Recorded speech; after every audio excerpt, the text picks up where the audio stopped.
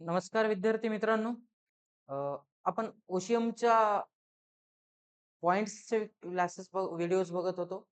तर आपण business services या चॅप्टरमध्ये फर्स्ट व्हिडिओ कव्हर केला होता. फर्स्ट व्हिडिओमध्ये आपण बँकिंग हा पॉइंट कम्प्लिटली कव्हर केला होता. आपण आजच्या सेकंड व्हिडिओमध्ये बघणार आहोत. बिझनेस सर्व्हिसेसचा जो आपला आजचा सेकंड व्हिडिओ बनेल, या व्हिडिओमध्ये आपण इन्शुरन्स कव्हर करणार आहोत. इन्शुरन्सचे जे काही प्रिन्सिपल्स असतील, इन्शुरन्सचे तत्व असतील, इन्शुरन्सचे प्रकार असतील, या सगळ्या गोष्टी आपण आजच्या व्हिडिओमध्ये कव्हर करणार आहोत. चला तर मित्रांनो, मी आहे किरण सर. आपण सुरुवात करणार आहोत इन्शुरन्स पासून. ओके. आपला आजच्या क्लासचा पहिला पॉइंट असेल मित्रांनो, विमा. आता विमा म्हणजे काय हो? सोप्या शब्दात जर सांगायचं झालं तर विमा म्हणजे काय सांगू शकता बाळांनो तुम्ही? भविष्यातील होणाऱ्या आर्थिक नुकसानीपासून संरक्षण मिळवण्याचे साधन म्हणजे विमा. ओके. तर मग आता ह्या विम्याचे काही तत्वे आपल्याला बघायची आहेत. विम्याची तत्वे. विम्याची एकूण मित्रांनो आपल्याला 7 तत्वे बघायची आहेत. एक एक तत्व बघूयात आपण सिक्वेन्सने. विम्याची तत्वे.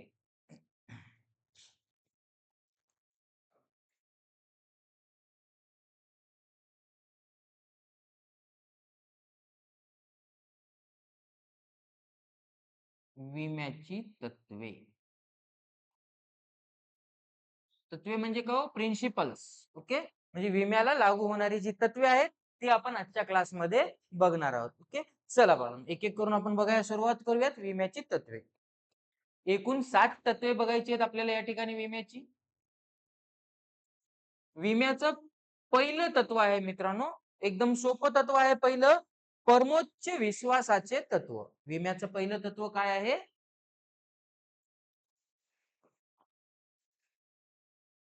परमोच्च विश्वासाचे तत्व.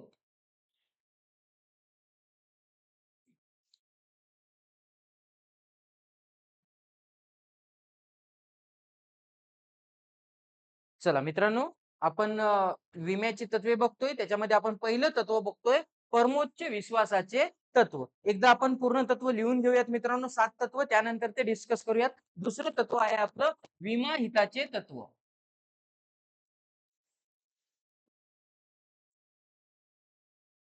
विमा हिताचे तत्व. त्यानंतर मित्रांनो, आपलं तिसरं तत्व आहे. आपले 2 तत्व झाले. तिसरं तत्व आहे नुकसान भरपाईचे तत्व. नुकसान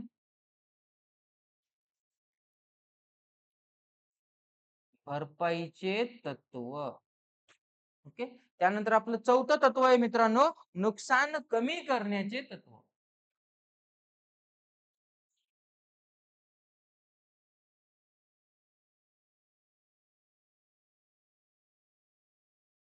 नुकसान कमी करण्याचे तत्व. नुकसान कमी करण्याचे तत्व. त्यानंतर मित्रांनो आपलं पाचवं तत्व आहे योगदानाचे तत्व.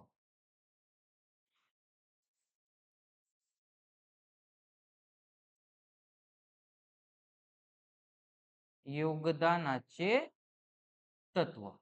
त्यानंतर मित्रांनो आपलं 6 नंबरचं तत्व आहे. टोटल 7 तत्व आहे. त्याच्यातलं 6 नंबर तत्व आहे आपलं अधीनतेचे तत्व.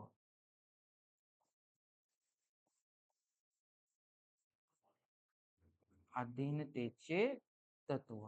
आणि मित्रांनो आपलं शेवटचं तत्व असणार आहे 7 नंबरचं सर्वसाधारण कारण तत्व किंवा याला निकटतम तत्व.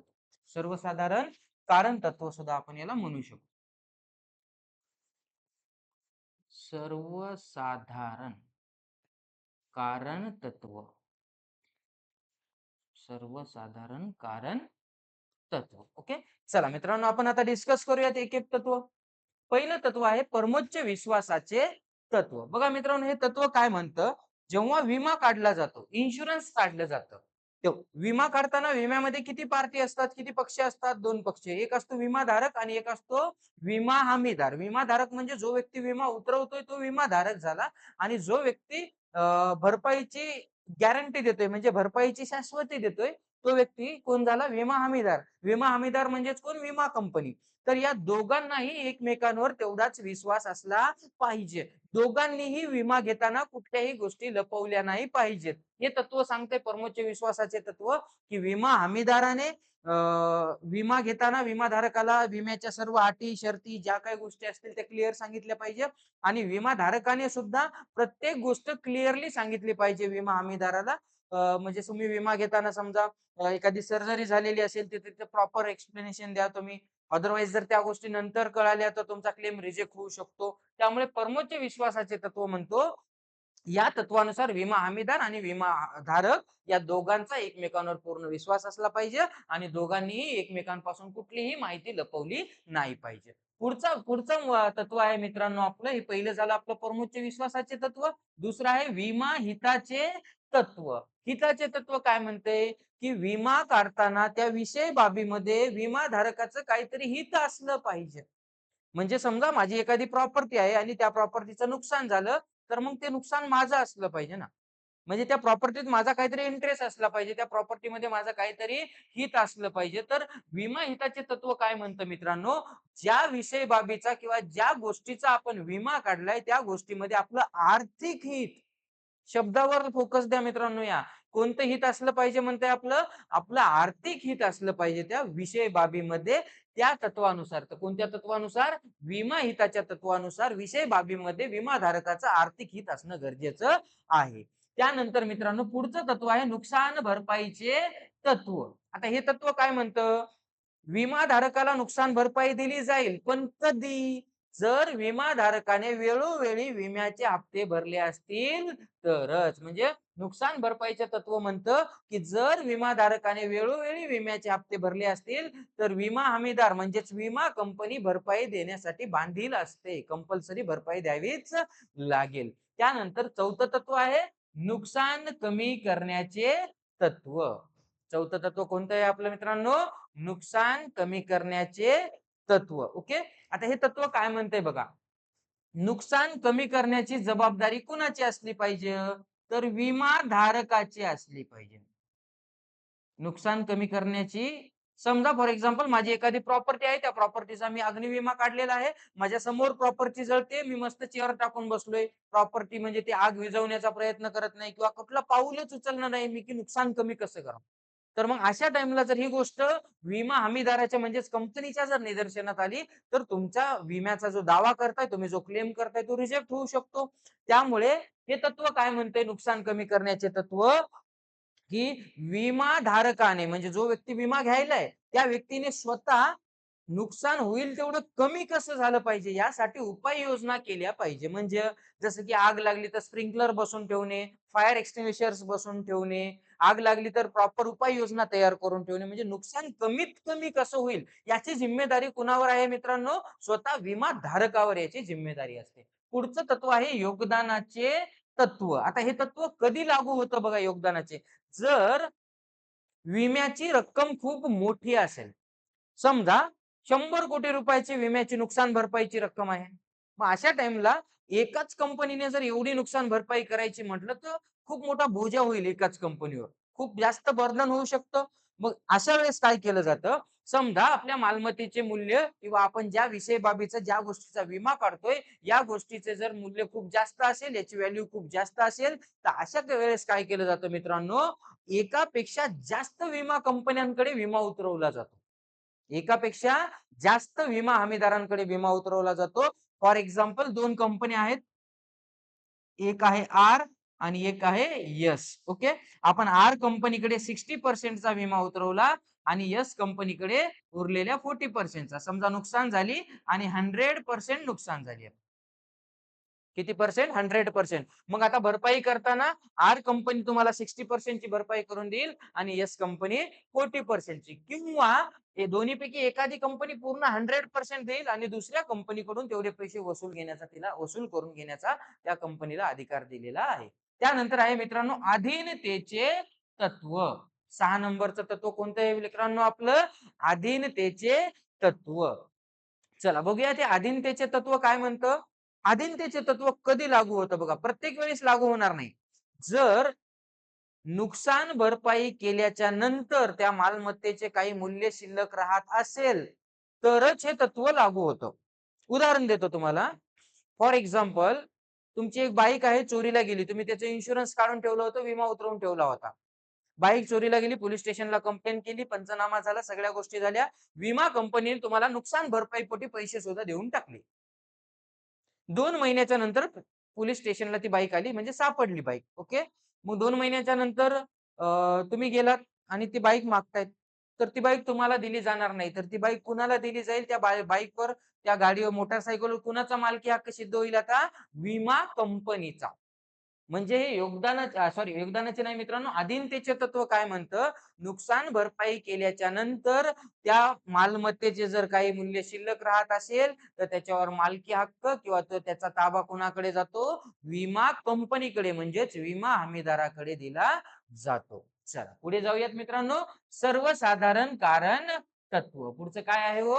सर्वसाधारण कारण तत्व. हे तत्व काय म्हणते? जेव्हा एकापेक्षा जास्त गोष्टींसाठी आपण विमा उतरवलेला असतो. लक्षात राहू द्या मित्रांनो, एकापेक्षा जास्त गोष्टींसाठी. समजा आपण विमा उतरवला, आग लागली, त्याच्यापासून नुकसान झालं तर भरपाईसाठी, किंवा चोरी चोरीला माल गेला त्याच्यापासून, किंवा इतर काही गोष्टींसाठी आपण विमा उतरवला. आता बघा इथं आपण एक सिच्युएशन क्रिएट करूया.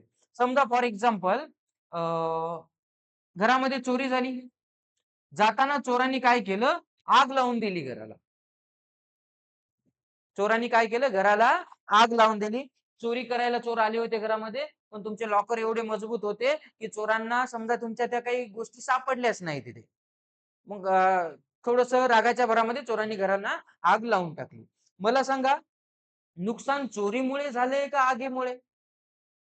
आग लागल्यामुळे नुकसान झाले. तर मग बघितलं जातं विमा उतरवताना आपण कोणत्या गोष्टीचा विमा उतरवलाय. जर तुम्ही समजा चोरीसाठी विमा उतरवलाय आणि आग लागली तर तुम्हाला भरपाई भेटणार नाही, किंवा तुम्ही अग्निविमा उतरवलाय आणि चोरी झाली तर तेव्हा सुद्धा भरपाई भेटणार नाही. म्हणजे नुकसानीचं सगळ्यात जवळचं बघा, सर्वसाधारण कारण तत्व, यालाच निकटतम तत्व सुद्धा म्हणतात. निकटतम म्हणजे काय? सर्वात जवळचं कारण काय आहे शोधलं जातं नुकसान होण्याचं, आणि जर त्याच कारणासाठी आपण विमा उतरवला गेला असेल तरच तुम्हाला भरपाई दिली जाईल, अदरवाईज भरपाई दिली जाणार नाही. चला, राहतील मित्रांनो 7 तत्व लक्षात. हेडिंग लक्षात ठेवायच्या मित्रांनो. ओशियमचा थेरीचा पेपर सोडवताना तुम्हाला मी अगोदरही सांगितलीये, पॉइंट्स प्रॉपर असले पाहिजे. तुम्हाला जर पॉइंट आठवला तर मधल्या गोष्टी ऑटोमॅटिकली आठवायला लागतील. असं नाही की तुम्ही एक्झामला डायरेक्ट जाऊन बसताय. तुम्ही प्रत्येक गोष्ट 10 वेळेस वाचलेली आहे, कमीत कमी 5 वेळेस तरी प्रत्येक कन्सेप्ट वाचलेली आहे. त्यामुळे तुम्हाला पॉइंट तिथे लक्षात राहणं, रिमेंबर होणं खूप गरजेचं आहे. म्हणून पॉइंट, प्रत्येक गोष्टीचे पूर्ण सिलेबसचे पॉइंट्स तुम्हाला पाठ असले पाहिजे. आणि हे छोटे व्हिडिओ बनवण्याच्या मागचा उद्देशही तोच आहे, की एकदम शॉर्ट रिव्हिजन मध्ये तुम्हाला पूर्ण पॉइंट्स कसे रिमेंबर करता येतील. आपण पुढे जाऊयात मित्रांनो. विम्याची तत्वे बघितले, यानंतर आपण पुढचे बघणार आहोत आता विम्याचे प्रकार. चला मित्रांनो, बघूयात आपण विम्याचे प्रकार. चलो.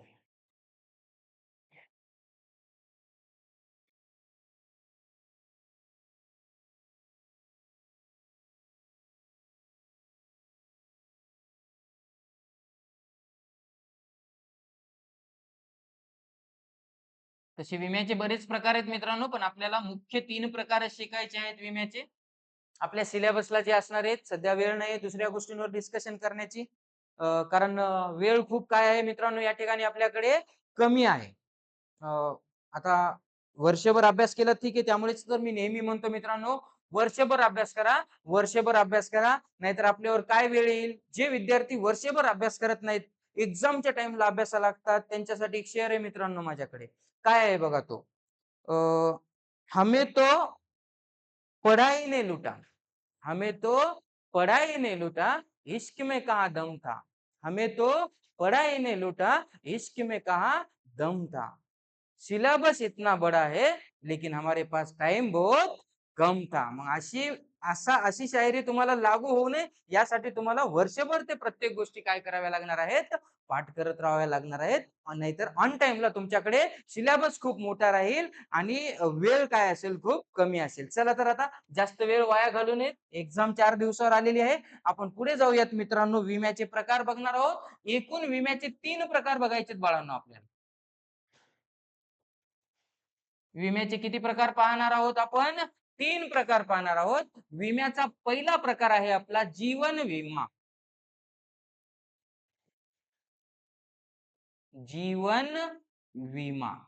त्यानंतर विम्याचा दुसरा प्रकार पाहणार आहोत आपण सागरी विमा.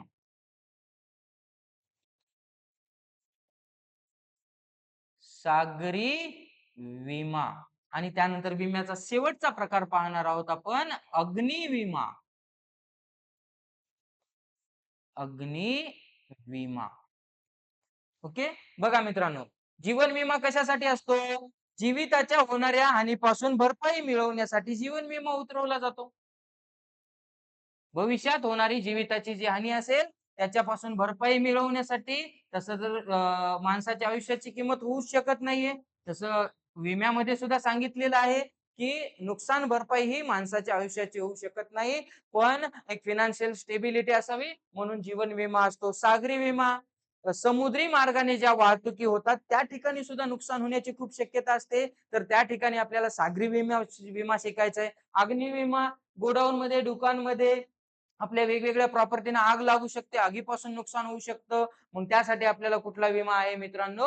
अग्नी विमा या ठिकाणी आपल्याला बघायचा आहे. चला पुढे जाऊयात मित्रांनो आपण. एक एक करून आता आपल्याला जीवन विम्यामध्ये 8 प्रकार शिकायचे टोटल. जीवन विम्याचे 8 प्रकार आपण फक्त काय म्हणतो एल-आय-सी लाईफ इन्शुरन्स पॉलिसी, पण त्याच्यामध्ये टोटल 8 प्रकारच्या पॉलिसी आहेत त्या शिकायच्यात आपल्याला. त्यानंतर सागरी विम्यामध्ये तर 9 प्रकारच्या पॉलिसी शिकायच्यात आपल्याला. आणि अग्नी विम्यामध्ये आपल्याला एकूण किती प्रकारच्या पॉलिसी शिकायच्या आहेत? 9 प्रकारच्या पॉलिसी शिकायच्या आहेत. चला तर मित्रांनो, जीवन विम्याच्या 8 पॉलिसी कोणत्या आहेत बघूयात. पहिला आहे संपूर्ण जीवन विमा. संपूर्ण जीवन विमा.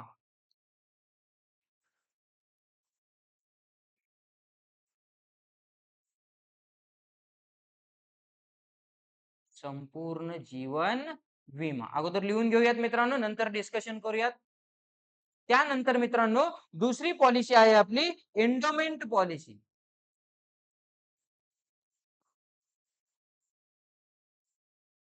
Endowment policy. त्यानंतर तिसरा प्रकार आहे मित्रांनो आपला मुदत विमा. मुदत विमा. 3 प्रकार झाले मित्रांनो. चौथा प्रकार आहे वार्षिक विमा.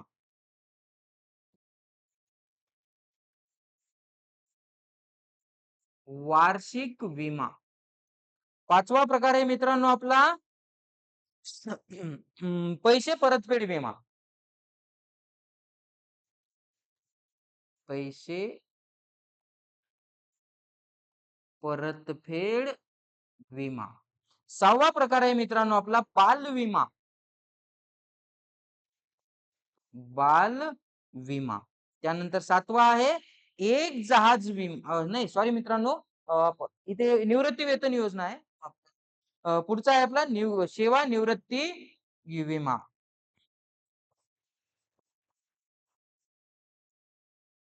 सेवा निवृत्ती विमा. आणि लास्ट आहे मित्रांनो ULIP, unit link insurance plan. Unit link insurance plan. युलिपचा फुल फॉर्म आहे मित्रांनो युनिट्स लिंक्ड इन्शुरन्स पॉलिसी किंवा प्लान सुद्धा म्हणतो आपण. ओके. चला त्यानंतर आपण आता सागरी विम्याचे प्रकार बघूयात मित्रांनो. 9 प्रकार आहेत. पहिला प्रकार आहे प्रवास विमा. प्रवास विमा. दुसरा आहे मित्रांनो वेळ विमा.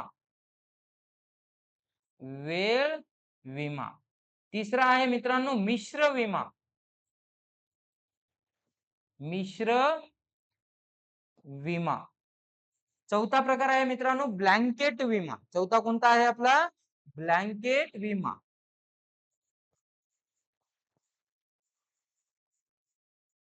ब्लँकेट विमा. पाचवा प्रकार आहे मित्रांनो मूल्याधारित विमा. मूल्याधारित विमा. सागरी विम्याचे 5. त्यानंतर 6वा प्रकार आहे मित्रांनो बंदर जोखीम विमा. बंदर जोखीम विमा. ओके. त्यानंतर 7वा प्रकार आहे मित्रांनो संमिश्र विमा. संमिश्र विमा. त्यानंतर 8वा प्रकार आहे मित्रांनो एक जहाज विमा. एक जहाज विमा. आणि लास्ट आहे एक गट्टा किंवा याला ताफा विमा म्हणू आपण. ताफा विमा. ओके मित्रांनो, आपण पूर्ण डिस्कशन करणार आहोत. पहिले आपण पॉइंट्स लिहून घेऊया. त्यानंतर आपण जाऊयात आता अग्निविम्याकडे. अग्निविम्यामध्ये पहिला विमा आहे मित्रांनो मूल्याधारित विमा.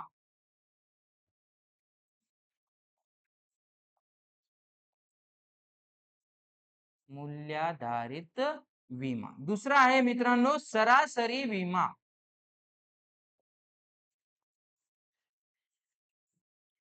सरासरी विमा. पहिला मूल्याधारित, दुसरा सरासरी विमा, तिसरा आहे मित्रांनो आपला विशिष्ट विमा.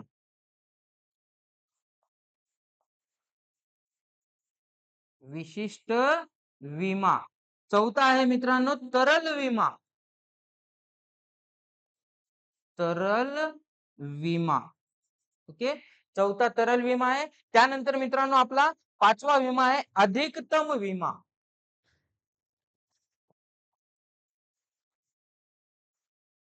अधिकतम विमा. त्यानंतर आपला 6वा आहे पुनर्स्थापना विमा. पुनर्स्थापना विमा. त्यानंतर मित्रांनो 7वा प्रकार आहे आपला व्यापक विमा. व्यापक विमा. 8वा आहे संभाव्य तोटा विमा. संभाव्य तोटा विमा. आणि अग्निविम्यामध्ये शेवटचा प्रकार आहे मित्रांनो स्प्रिंकलर गळती विमा.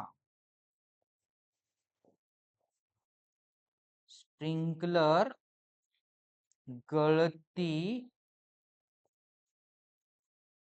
विमा. ओके मित्रांनो, टोटल आपण विम्याचे 3 प्रकार शिकणार आहोत. 3 मध्ये जीवन विम्याचे 8 प्रकार, सागरी विम्याचे 9 प्रकार आणि अग्निविम्याचे 9 प्रकार असे आपण एकूण पूर्ण शिकणार आहोत. ओके. पहिला विमा आहे मित्रांनो संपूर्ण जीवन विमा. शॉर्ट मध्ये बघतोय आपण. पूर्ण म्हणजे जोपर्यंत विमाधारक जिवंत आहे तोपर्यंत या विम्याची भरपाई मिळणार नाही. विमाधारकाच्या मृत्यूच्या नंतर त्याचा जो कोणी नामनिर्देशित व्यक्ती असेल किंवा कायदेशीर वारसदार असेल त्या व्यक्तीला पैसे दिले जातात संपूर्ण जीवन विम्यामध्ये. त्यानंतर एंडोमेंट पॉलिसी. एंडोमेंट पॉलिसी एका विशिष्ट कालावधीसाठी घेतली जाते. 10 वर्ष, 15 वर्ष, 20 वर्ष. जर या कालावधीमध्ये विमाधारकाला काही झालं तर पैसे नामनिर्देशित व्यक्तीला किंवा त्याच्या कायदेशीर वारसदाराला दिले जातील. पण जर या विशिष्ट कालावधीमध्ये विमाधारकाला काही झालं नाही, विमाधारक जिवंत असेल तर त्याची रक्कम त्याला स्वतः परत केली जाते बोनस सहित. जर मुदत विमा बघूयात, मुदत विम्यामध्ये सुद्धा सेम आहे मित्रांनो. विशिष्ट कालावधीसाठी हा विमा घेतला जातो.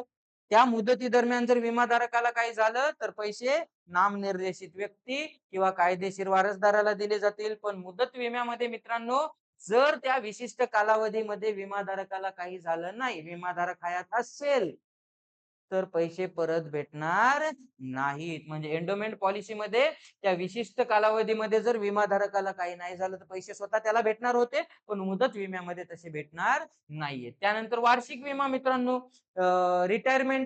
रिटायरमेंटच्या पुढचे प्लॅन करून ठेवले जातात वार्षिक विम्यामध्ये.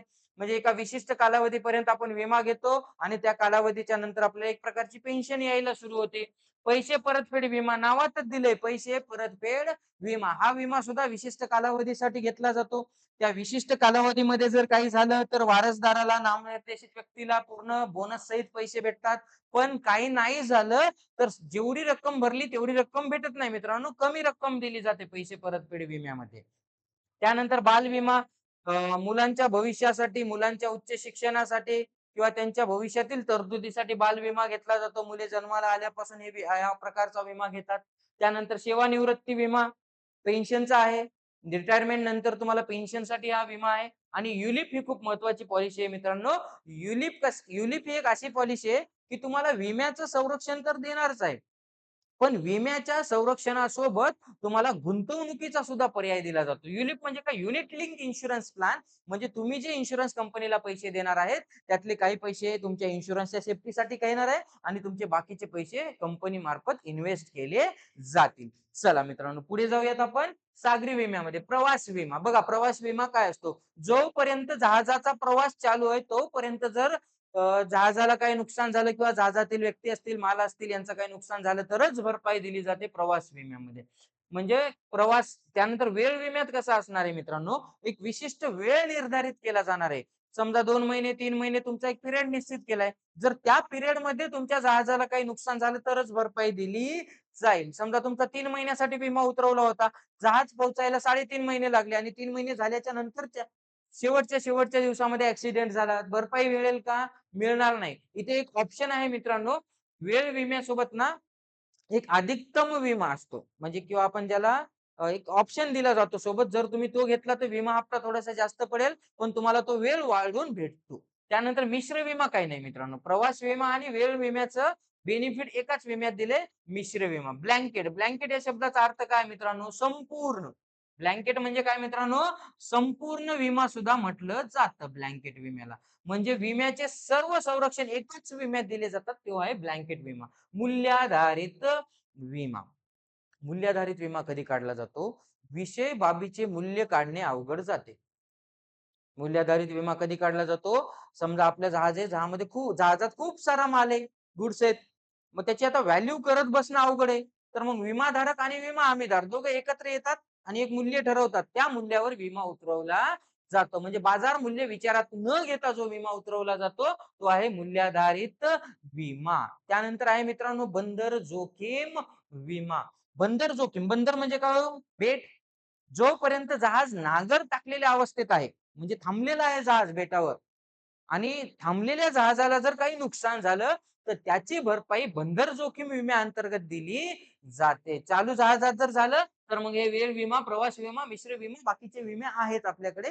जहाज थांबलेल्या अवस्थेत आहे, नांगर टाकलेल्या अवस्थेत आहे, अशा वेळेस जर काही नुकसान झालं तर त्यासाठी आपल्याकडे बंदर जोखीम विमा आहे. त्यानंतर संमिश्र विमा हा महत्वाचा विमा आहे मित्रांनो. आपण विम्याचे तत्व बघताना एक योगदानाचे तत्व बघितले होते. तर ते योगदानाचे तत्व इथं लागू होतं मित्रांनो संमिश्र विम्यामध्ये. समजा विषय बाबीचे मूल्य किंवा प्रॉपर्टीचे मूल्य, आपण ज्या गोष्टीचा विमा काढतोय, ज्या जहाजाचा विमा काढतोय, त्याचं मूल्य खूप जास्त असेल तर एकापेक्षा जास्त कंपन्यांकडे विमा काढला जातो, तो असतो संमिश्र विमा. त्यानंतर एक जहाज विमा. अशा जहाजांची कंपनी किंवा असा जहाज मालक ज्यांच्या ताफ्यामध्ये एकच जहाज आहे, त्यांच्यासाठी एक जहाज विमा असतो. आणि शेवटचा आहे ताफा विमा. म्हणजे यांच्या ताफ्यामध्ये एकापेक्षा जास्त जहाज असतील तर याला ताफा विमा किंवा याला एक गठ्ठा विमा सुद्धा म्हणतात. एक गठ्ठा विमा असं सुद्धा म्हटलं जातं. आता येऊयात मित्रांनो अग्नी विम्यामध्ये. मूल्याधारित विमा सेम आहे मित्रांनो इथलच्या सारखाच. अशी प्रॉपर्टी ज्याचं मूल्य, बाजार मूल्य काढणं अवघड असतं, अशा वेळेस विमाधारक आणि विमा हमीदार एकत्र बसतील आणि दोघांमध्ये एक करार होईल, एक मूल्य निश्चित केलं जाईल, त्या मूल्यावर विमा उतरवला जाणार. त्यानंतर आहे सरासरी विमा. सरासरी विम्यामध्ये कसं असणार आहे मित्रांनो, तुमचे जेवढं नुकसान झालंय ना, त्याची सरासरी म्हणजे अर्धेच पैसे मिळणार आहेत. उदाहरण देतो तुम्हाला मी. समजा तुम्ही 1,00,000 रुपयाचा विमा काढला होता. किती रुपयाचा? 1,00,000. तुमचं नुकसान झालं 25,000. तर तुम्हाला भरपाई, सॉरी, नुकसान 50,000 झालं, तर तुम्हाला भरपाई भेटेल फक्त 25,000. म्हणजे तुमची विम्याची राशी आणि प्रत्यक्ष नुकसान याच्यापैकी जे कमी आहे त्याचं ॲव्हरेज केलं जाईल आणि तेवढा विम्याची भरपाई तुम्हाला सरासरी विम्यामध्ये दिली जाते. त्यानंतर विशिष्ट विमा. अ, विशिष्ट विमा हा मूल्याधारित विम्यासारखाच आहे मित्रांनो. वस्तूचं बाजार मूल्य काढणं जर अवघड जात असेल तर अशा वेळेस विशिष्ट विमा काढला जातो. एक विशिष्ट किंमत निश्चित केली जाते, त्या किमतीवर विमा उतरवला जातो. तरल विमा हा गोदामासाठी असतो मित्रांनो, गोडाऊन साठी असतो. गोडाऊन वेगवेगळ्या, समजा कंपनीचे वेगवेगळ्या ठिकाणी गोडाऊन आहेत, तर गोडाऊन मधला माल सारखा राहतो का हो? स्टॉक आला वाढतो, विक्री झाली परत कमी होतो. तरल म्हणजे काय? बदलत राहणे. तुमच्या गोडाऊन मधला जो माल आहे त्याची किंमत सारखी बदलत राहते. मग त्याच्यासाठी वेगवेगळ्या ठिकाणी असणाऱ्या गोदामातील मालाच्या संरक्षणासाठी तरल विमा असतो. अधिकतम विमा. जर एखाद्या गोष्टीच्या किमती खूप वाढत असतील तर त्यासाठी त्या वाढलेल्या किमतीची भरपाई मिळवण्यासाठी अधिकतम विमा उतरवला जातो. पुनर्स्थापना विमा हा विमा छान आहे मित्रांनो. पुनर्स्थापना विमा या विम्यामध्ये नुकसान भरपाईचे पैसे दिले जात नाहीत. तुमची जी प्रॉपर्टी आगीमध्ये जळाली आहे ती प्रॉपर्टी तुम्हाला परत नव्याने करून दिली जाते. पुनर्स्थापित करून दिली जाते. त्यानंतर आहे व्यापक विमा. व्यापक विमा ह्या ब्लँकेट विम्यासारखा आहे मित्रांनो. म्हणजे विम्याचे संपूर्ण बेनिफिट्स तुम्हाला एकाच विम्यामध्ये दिले जातात. त्यानंतर आहे संभाव्य तोटा विमा. जर भविष्यात काही तोटा होण्याची शक्यता वाटत असेल तुम्हाला, एखादं कॉन्ट्रॅक्ट आहे त्याच्यात लॉस होण्याची शक्यता वाटत असेल, तर संभाव्य तोटा विमा घेऊन ठेवू शकतो आपण. आणि स्प्रिंकलर गळती विमा. आग विझवण्यासाठी स्प्रिंकलर लावलेले असतात. काही टेक्निकल इश्यू येतो, आग न लागताच त्याच्यातून पाणी फवारे येतात. त्यामुळे नुकसान होतं. हे नुकसान भरपाई कव्हर करण्यासाठी स्प्रिंकलर गळती विमा घेतला जातो. मित्रांनो सेशन थोडं स्पीड मध्ये घेतलं पण गरजेचं आहे. खूप मोठे पॉइंट्स आहेत. तुम्हाला पॉइंट्स लक्षात असण्यासाठी आहे. आपण डिटेल तर वर्षभरात या गोष्टी बघतच असतो. चला तर या व्हिडिओमध्ये इथेच थांबूयात आपण. व्यवसाय सेवा आपला एका किंवा 2 व्हिडिओमध्ये कव्हर होणार नाही. आतापर्यंत आपले 2 व्हिडिओ झालेत. पहिल्या व्हिडिओमध्ये आपण बँकिंग कव्हर केलं. दुसऱ्या व्हिडिओमध्ये आपण विमा कव्हर केलं. आता आपण बघू येणारे जे व्हिडिओ आहेत त्याच्यामध्ये आपलं वाहतूक गोदाम जर झालं पॉसिबल तर एका व्हिडिओत किंवा अजून 2 व्हिडिओ बनतील. चला तर मित्रांनो थांबूया तिथेच. Bye bye.